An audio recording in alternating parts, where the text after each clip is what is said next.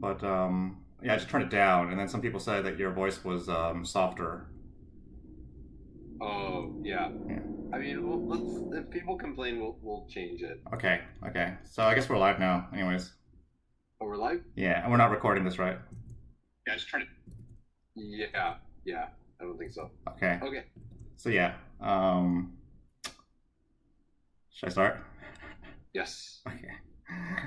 Hello, everyone, and welcome to a brand new episode of Courtcast. I'm your host, Mikey. And this is Sahil. Welcome everybody to a brand new exciting episode of Corecast. If you haven't already, do join our Discord channel. And if you're watching on YouTube, we do this every Tuesday, 5 p.m. Pacific, 8 p.m. Eastern. Do ask us questions during the episode, and we'll get to it. So without further ado, let's get to it, Mikey.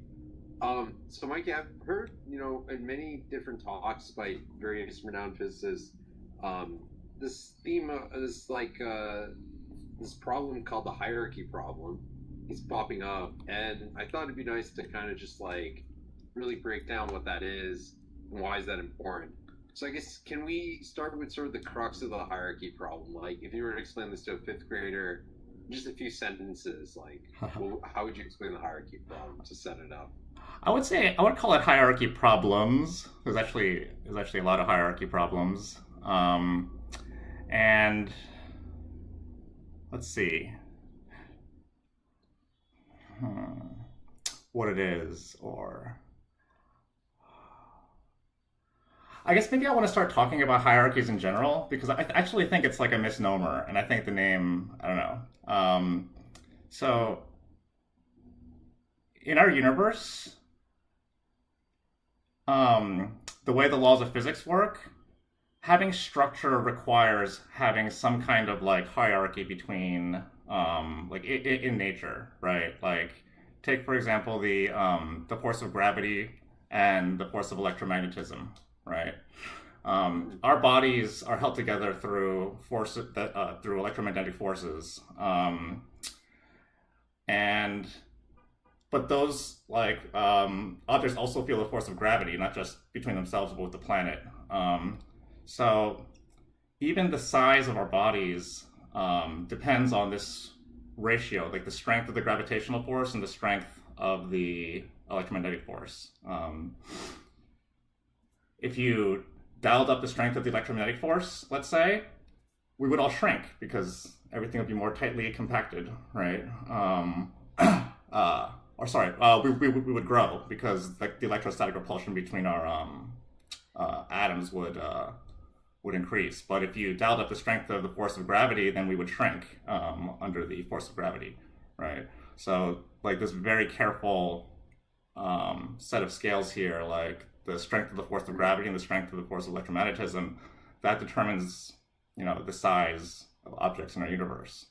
Try to like determine the stability of a structure, let's say, its likelihood of collapsing. That's always going to boil down to some ratio of these forces.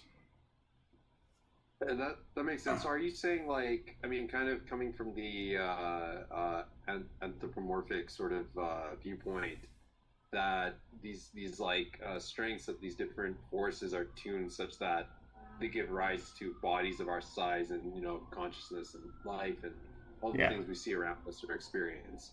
yeah, And it's saying if we were to tweak those slightly, such that you could still have like what we have, our size would be changed and like things would change in slight ways. Is that what you're saying, or? yeah. Like if the force of gravity was as strong as the force of electromagnetism, then everything would be crushed. So the fact that the force of gravity is very very weak is one of the things that allows, at least relative to the strength of electromagnetism, is something that allows like objects of our size to exist in the universe. I guess you can even think of like a simpler example, right? Like so we know that if you look at the atom, right, an atom is made up of like a core nucleus of protons and neutrons, and then outside that you have the electrons, right? So the force that holds the nucleus together, called the strong force, and you also have the electromagnetic force. So an atom is kind of like this dance between these two different forces of nature, and those forces have a very particular ratio of strengths, right? If the strong force is much stronger, as we call it, which is why it's holding the nucleus together in such a compact shell, whereas the electron, which is sticking to the whole thing under the force of electromagnetism, is kind of just like out there, like wistfully just like dancing around this nucleus. And that kind of structure, right? That you have these kinds of two different forces at play, and the interaction between them gives rise to chemistry and molecules and all kinds of things like that, right? So the hierarchy problems are always some attempt to like understand. And by the way, we don't know the answer to this. We don't know why the strong nuclear force and the electromagnetic force have these, vastly different regimes under which they have a strong effect relative to each other. I see. By the way, one of the audience members has pointed out that my mic volume is a bit lower. Is there? I mean, I'm wondering if there's something we can fix on our side, or if it's just low and not, I guess I could lower mine relative to it, and maybe that will be better. That's good. Okay. Okay. All right, let's try that, and then if there are any issues, please let us know during the episode. Okay. Yeah. Okay. Cool. So one thing I wanted to ask about is, so you mentioned that there's these, so it's not just a single hierarchy problem, it's multiple hierarchy problems, that there's this difference in scale of like the strength of different forces. Yeah. And that creates this notion of a hierarchy. Yeah. Now, one question people are still saying it's low. It's low. Huh. I should be turning down my mic. Maybe I made the problem worse. Okay, there. Let's see. Both too low. Both too low? Then they can just turn up the volume, right? Oh, okay. Maybe this is the. Okay, how about now? Okay. Audience, let us know if there's still issues. Okay. But hopefully there aren't as many issues. Okay. So you have this case where. So one question I wanted to ask you is, does a linear relationship hold between these different strengths of these different forces? Like, if I halved the strength of everything, like all the constants were just, halved, then would that change anything? Or yeah. I don't know if you have them. I'm sure there's a way you could bring down their ratios in a way that would kind of just like make the whole thing a smaller version of itself. At least to some degree. Yeah. Actually, probably not. Unless you're talking about scaling everything down, right? Like including like the Planck scale. If you scaled everything down, including the Planck scale, then yeah, I guess it would be indistinguishable. But if there's any kind of hierarchy left, then anytime you change hierarchies, you're changing the structure of the laws of physics. I would say like I would want to present though the hierarchy problem as kind of like a grandiose thing, because it's like the ultimate question is, where did these hierarchies come from, right? Oftentimes in nature, when we see a hierarchy, we've been able to uncover, it's not really a hierarchy, right? There's some structure that gave rise to this hierarchy, but so it's a question of like, where did structure in the universe come from? Like, if you just tell me what the hierarchies are, then doing the rest is just kind of follows from that. If that makes sense. So you're saying that we believe there's some underlying structure where this hierarchy or set of hierarchies arise from. Yeah. Mm-hmm. Okay. Then I guess like naturally, I mean, is this hierarchy like what one would expect? Is there anything to expect, or is there? I guess like where's the problem in this? Like, it seems to make sense that these things have different strengths, and we're all here because they have different strengths. But what essentially is the issue with that? Yeah, I guess the issue is that the theory doesn't like to have hierarchies. unless there's a specific reason. Like, so the laws of physics, they in a sense they're very simple, right? They're just the rules of like quantum physics, and then you assume if you put in the right ingredients, then the theory will hold itself together. But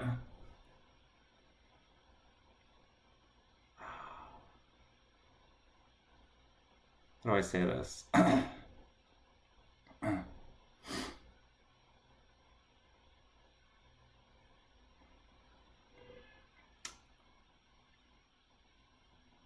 Sorry, can you repeat the question again? I just need some Oh, time so to. I'm asking, like, what is the problem? Like, Yeah. why is it such a big deal that these things have different strengths relative to each other? That there is a hierarchy to begin with, or sorry, multiple hierarchies. I guess it's not a problem per se, right? Like you can, but the goal is to try to explain where these hierarchies came from. Like, I guess there's a certain approach to physics you could almost take where it's like, oh, well, you could just assume that, like, like for example, like with the Higgs boson, right? We found the Higgs boson, and the Higgs boson was a solution to a certain hierarchy problem.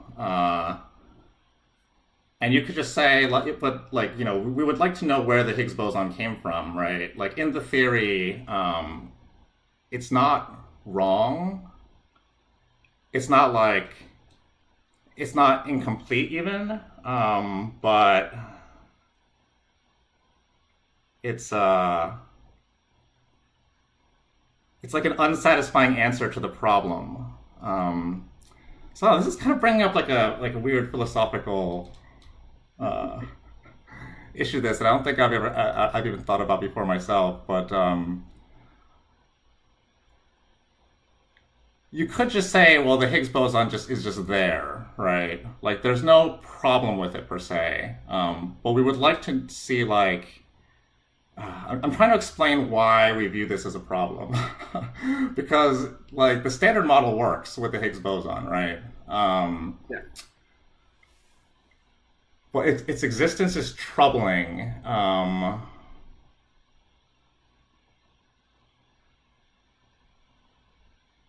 Because it requires you to put in something by hand. Huh. Yeah. What do you mean put in by hand? Like, is it? I mean, yeah. Can you explain that a bit more? Yeah, so usually when you're looking at like the mass of a certain particle, right? Uh, you have to consider not just that particle, but its interactions, because those interactions can affect its mass slightly, right? Like, so you have to consider everything like that happens as you get very, very close to that particle, and like I guess it's a thing happened when they tried to like calculate how much of the electron's mass could come from its energy, and that gives you the classical electron radius. So when you're trying to identify like the source of the mass of something, you have to look close to it, and sometimes when you do this, when you try to calculate the mass of particles, you look closer and closer and closer and closer, and you find that the mass grows and grows and grows and grows. It seems to be growing the closer you look. And often, when you reach the mass of the actual particle,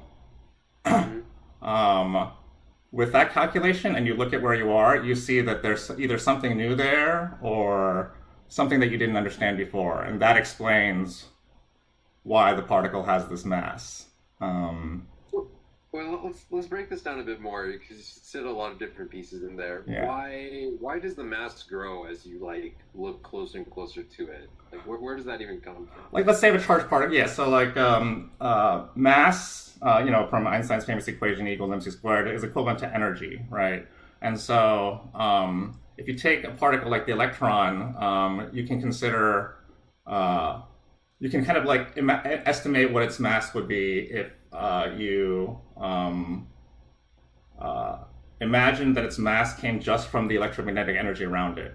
right? Because an electron's a charged particle, so around it there's, you know, a 1 over r potential for, you know, electromagnetic forces. And you can imagine that that was that like, you know, gave rise to the mass of the electron. And you can actually kind of estimate the size of what an electron would be based on this. And that's just because energy looks like mass. So if a particle's carrying a lot of energy around it, then if you zoom away, it would look like that was mass.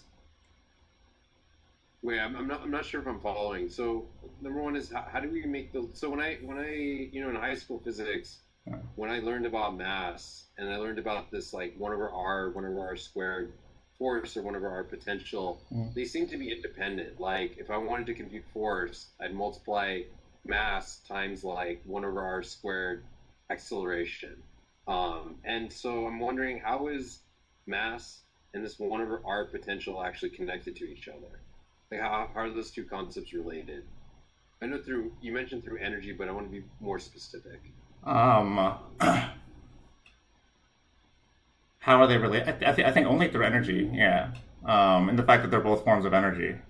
Okay. Yeah. So are you saying like the closer distance scale I go, the you know that 1 over r term is going to keep increasing? Yeah. I'm increasing my distance that I'm getting closer to it. So in order to like measure more of its mass, I have to throw more energy at the particle to measure like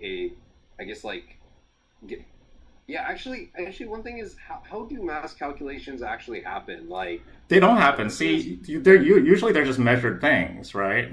You just, you know, we have a set of fundamental particles and we just measure their masses. And in the theory, sometimes you can show that the reason why certain particles have a certain mass is because they're derived from smaller particles, like with the proton, right?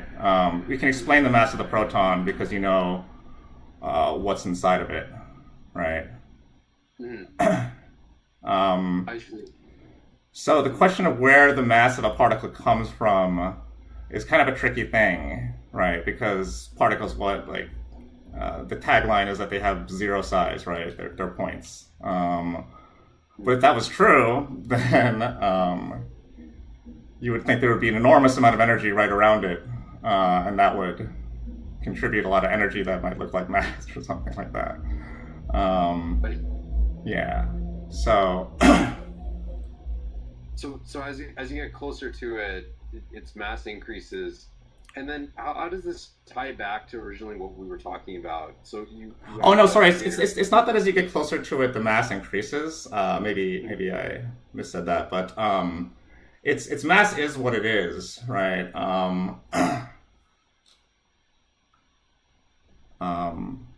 Are you talking about the measured mass? Like, because if you want to, you know, see its scale at a more finer grain resolution, you have to throw more energy at it. Yeah, if you wanted to see what the contributions to its mass are, you would have to examine it. Because, like, let's say the electron just has its own mass, right? Let's say it had its own radius or something like that, right? The mass you measured would still be that mass plus the contributions from all of the energy around it, and that could be like a large contribution or a small contribution. But yeah. Oh, I see. Okay, so okay, now I think I understand what you're saying. So what you're saying is when you measure the mass of some object, yeah, you can, if it's made up of stuff like a proton, for instance, made up of 3 quarks. Yeah. Get exactly, I think maybe 2 up, 1 down, and then also a bunch of force carrier particles for strong force. But regardless, you can add up those contributions of those individual components and say, okay, the sum of all this stuff inside the proton gives rise to the mass of the proton. Yeah. That's a good example. That's what I should have led with. Okay. Okay. So now coming back to the Higgs, I mean, are you saying that like this is an issue because there's nothing inside of the Higgs per se? Like it's not made up of any like thing. Yeah. That's right. Yeah, and a particle like the Higgs. I kind of want to relate this. I was actually thinking about this story just before the podcast.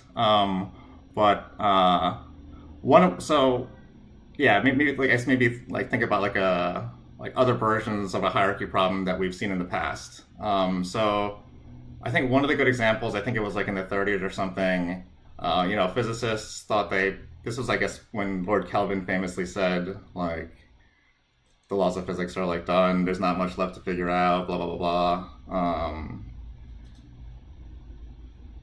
I know that was earlier, but I guess it was like 30 years after. Yeah.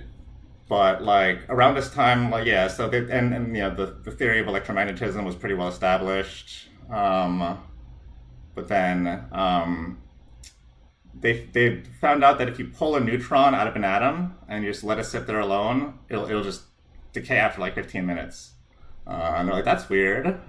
Like, there's nothing in the laws of physics that allows like particles to like just suddenly change what type they are and then fly away. And yeah, at that time, nothing in the theory described that.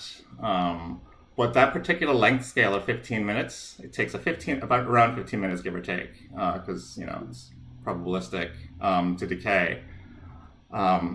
That is like an unexplained phenomenon that points towards a certain distance scale where the theory of electromagnetism does not explain this if you look at what's going on at that distance scale. And if you do look at... Yeah, sorry? No, go. Yeah. And then once you do look at that distance scale, you find that the theory of electromagnetism is actually an incomplete theory. You do see some new phenomenon. And when they did look at those distances, they discovered a new set of particles, which we now call the W and the Z bosons, which are very, very, very heavy. And the heaviness of those particles is directly related to the long lifetime of the neutron. Okay, so does this, this is tied into, we won't get too much into it, but into what's known as the weak force. And the weak force is one of the four fundamental forces that's weaker than electromagnetism. So to take what you just said, could you say that, due to relativity, space and time are connected to each other. So if you talk about long time scales, you're also talking about long length scales. And length and energy have an inverse relationship to each other. And so if you talk about really long distance scales, you're talking about very low energy or lower energy. So you're saying that at a lower energy for electromagnetism, the theory was not able to like explain this phenomenon. So when they discovered these weak interactions of the WZ bosons, as you're mentioning, it was able to then complete the theory and explain, oh, neutrons are decaying after every 12, 15 minutes. Yeah. Am I understanding that correctly? Yeah. Okay. So to set this up, basically, what you're saying is you have a current theory of physics, involving one or many of the other forces, and you want to extrapolate it. I mean, probably not lower energy, because typically in particle physics, I think they always try to go higher energy. So you're trying to extrapolate it to higher energy. So when you talk about like probing the constituents of a particular particle, you mean probing it at higher energies. And because it's not made up of stuff like say a Higgs boson, that leads to issues. Because the theory can't extrapolate at a higher energy scale, or I just want to make sure I'm understanding the connection.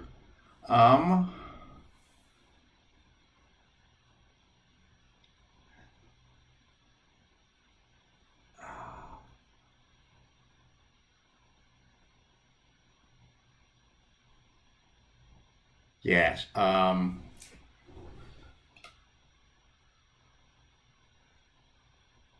So what I'm asking is like, why did we go down this whole, rabbit hole of like talking about, Higgs not being made up of stuff, or like, how does that relate to the hierarchy problem? Because originally when I say I mean multiple hierarchies, but how does this relate to like the ratios between different, forces that we were talking about?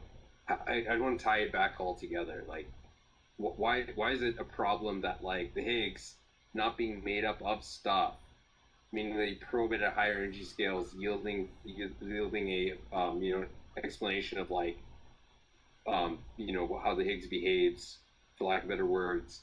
How does that tie to like the ratio of like the forces? Yeah, I guess.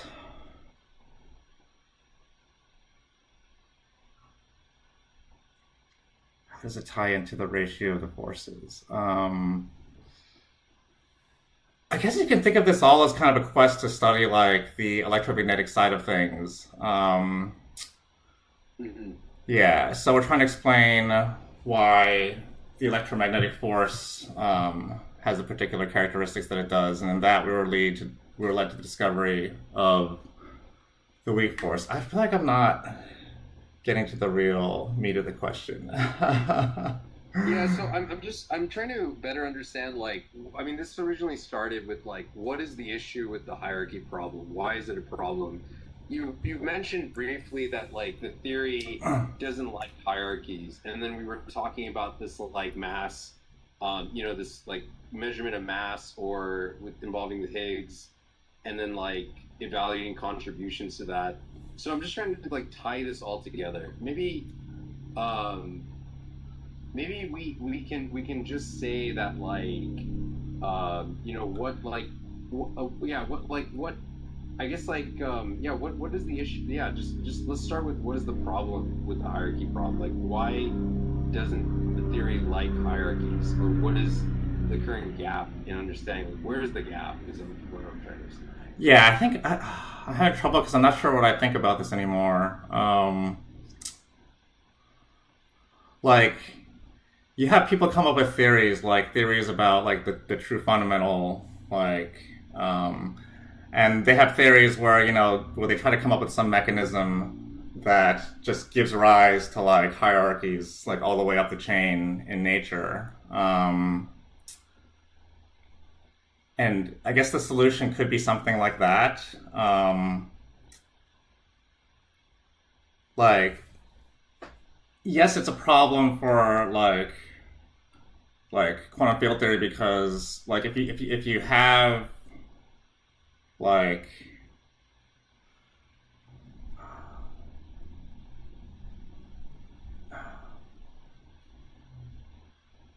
sorry, I'm like caught in my own head here, like about okay, so I guess just to boil it down, like we have hierarchies in nature. The theory requires you to calculate everything at like shorter and shorter distances in order to explore where these hierarchies came from, and is that a problem? I don't I guess maybe we can jump. I don't know if this will make it more complicated, but jumping to the original question behind this episode, why Yeah. is gravity so weak, and how does this relate to the hierarchy problem? Yeah, why like people have been trying to like people have always posed this question as like the weakness of gravity, like oh it's like weird that gravity is so weak compared to all the other forces. And I was just thinking about that prior to the episode, and it's kind of like the other way around, right? Like gravity is what it is, right?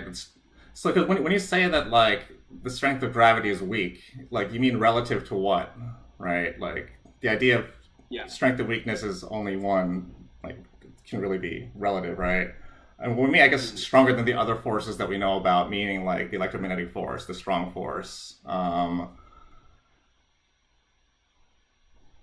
The Yeah. question is why are Mhm. those forces kind of separated away from the force of gravity? Like who's really like the odd one out?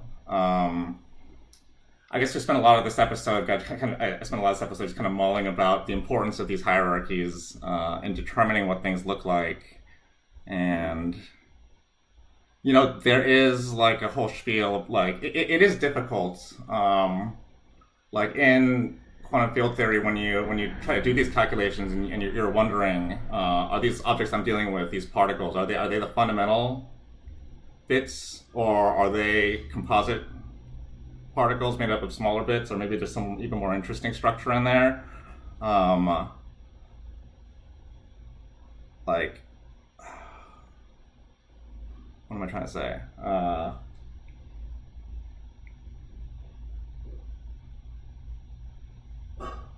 Yeah, there's a spiel, but like, sorry, yeah, when you actually try to do certain calculations, assuming that, let's say, this particle is a fundamental particle, things get difficult, and it looks like the theory is like resisting you.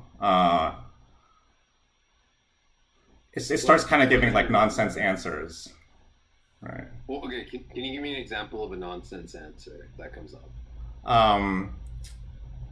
Like, oh, like I said, like we were talking about, like if you try to take this exercise of measuring the mass of the particle by looking at all the contributions to its mass, like that's exactly the exercise.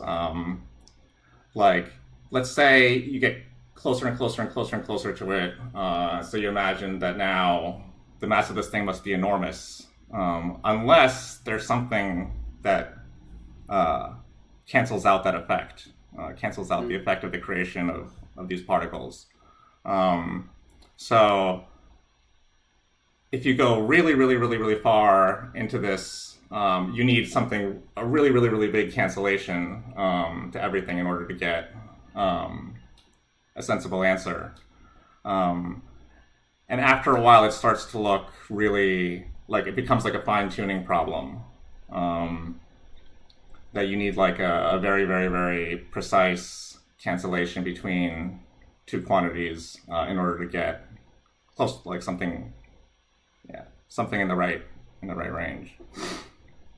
So if I'm understanding this right, is just the hierarchy problem or hierarchy problems just that, to answer this question of like where does mass come from, or like not necessarily where does mass come from, but like I guess resolving these calculations that give nonsense, it's just boils down to like finely tuning things. Is the issue? Can I say, instead of hierarchy problem, like fine tuning problem? Yeah, that's the thing. It boils down to a fine tuning problem, and that's why I'm suddenly unsure of how it is a problem. Okay, I guess then is the problem not necessarily that it exists, but the problem is that theoretically you can't really explain it, because it's like, why is gravity so weak in all these other, relative to all the other three forces, and there's this like huge gap.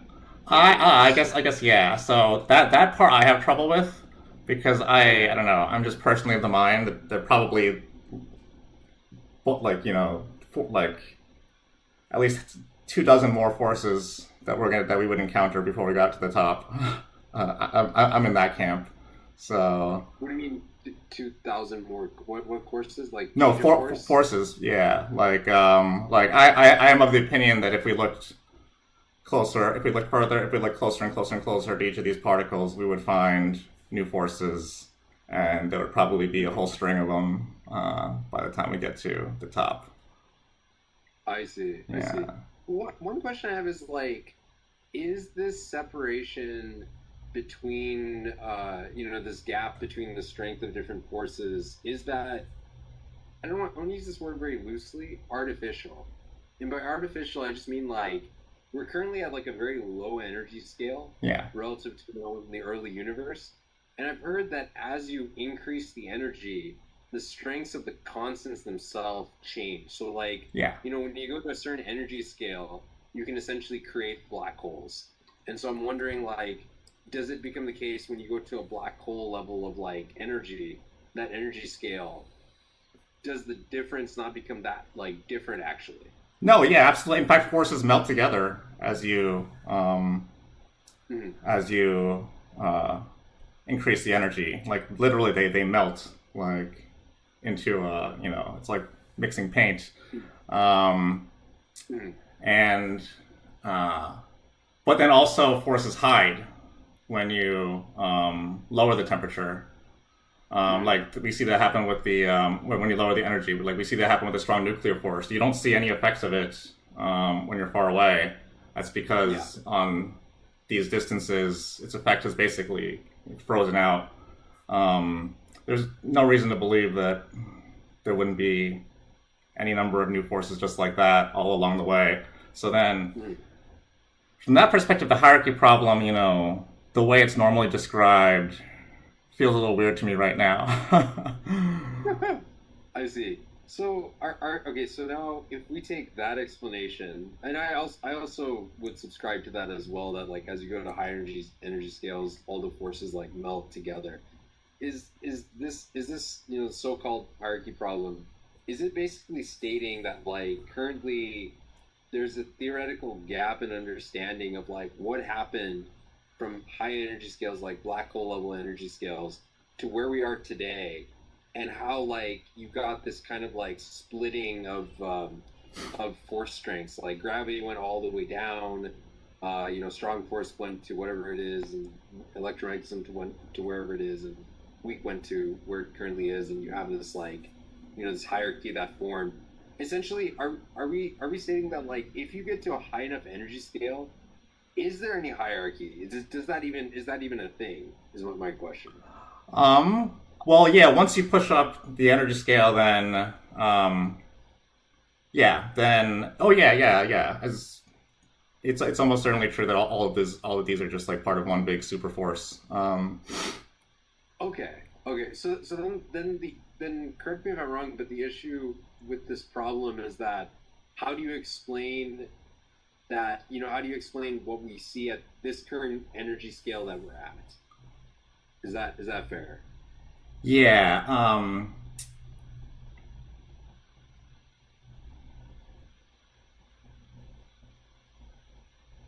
Yeah.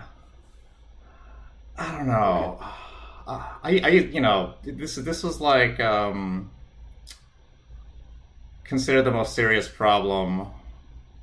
Something's going on with me. Why do I think that this? Why am I not sure if this is a problem anymore? I mean, one can change their mind during the episode. It's quite possible. Yeah. Okay. So I think that makes sense to me. At least I feel I've understood what. So in your mind, is there a difference between fine tuning and a hierarchy problem, or are they pretty much just like connected and one and the same? And essentially, fine tuning is like, why is there fine tuning at this energy scale? Yeah. I mean, for the most part, like they're very philosophically connected, right? Like one of the resolutions to the hierarchy problem is the multiverse idea. Oh yeah.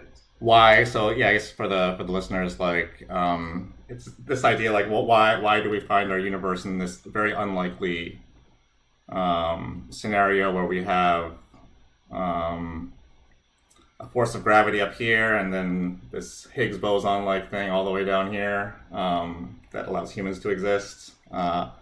And yeah, one of the scientifically valid resolutions to this is that it just happened to be that way, and it's one of the multiverse. And you could ask the same question about like why did we end up on such a beautiful planet as Earth when most of the universe is lethal? And it's because obviously we wouldn't ask the question unless we were here. So yeah, that's Yeah. something that a lot of people go back and forth on, like at various stages, depending on how depressed they are about the work. Yeah. Well, so we're almost at time, so I wanted to give you a chance to leave the audience in our tradition with with some words of wisdom that the hierarchy problem or fine tuning problem, as I've now come to understand, has left you with.